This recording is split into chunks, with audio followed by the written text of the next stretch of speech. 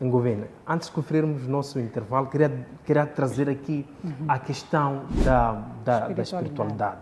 Fazendo uma ponte com esta situação deste jovem, será que é uma solução possível tradicionalmente? Porque é comum andarmos na rua, Paula, encontrarmos crianças, jovens com papelinhos de curandeira, dizer que nós curamos doenças incuráveis, aqui recuperamos pessoas com vício, batemos um governo. Bom, pode ajudar esses jovens?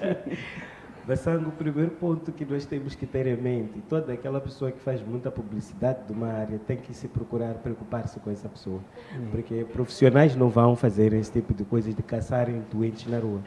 Então, eu falava na questão espiritual, mas de uma forma resumida. Isso era para explicar o fator que podia ser espiritual envolvido. Muitas das vezes o espírito que é responsável por esse tipo de coisas são os vulgos doenças.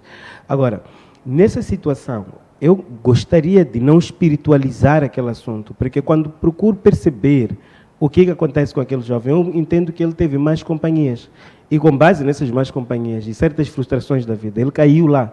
Agora, se eu pego ele para a minha palhota para poder tirar um demônio, enquanto é má companhia que ele teve, o pastor pega para ele, vai orar para ele, enquanto é uma questão de má companhia, o que nós vamos estar a fazer, vamos perder uma vida por pensarmos que podemos fazer aquilo que já existe em centros apropriados para cuidar.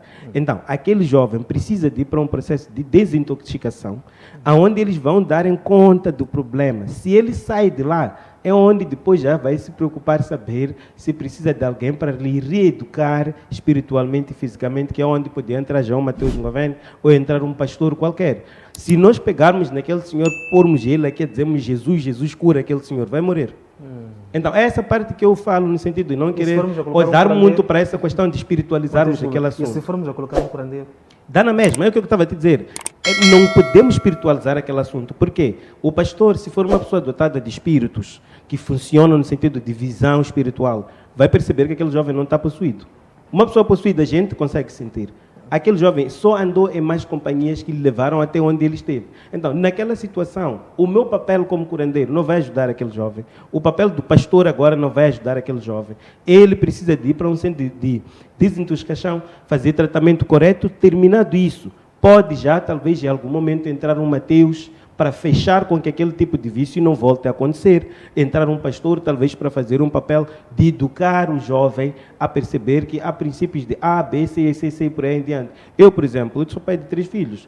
Há muito comportamento que eu tinha antes de ser pai, que com o surgimento dos meus filhos, a responsabilidade de ser marido de alguém, eu fui mudando de certos comportamentos. Por quê? Por ver que eu já vivia por mais alguém. Sabe, algumas coisas só precisam de um bocadinho de atenção. Porque nós, às vezes, chamamos o diabo onde ele não está. Os nossos próprios jatos podem nos levar à obscuridão.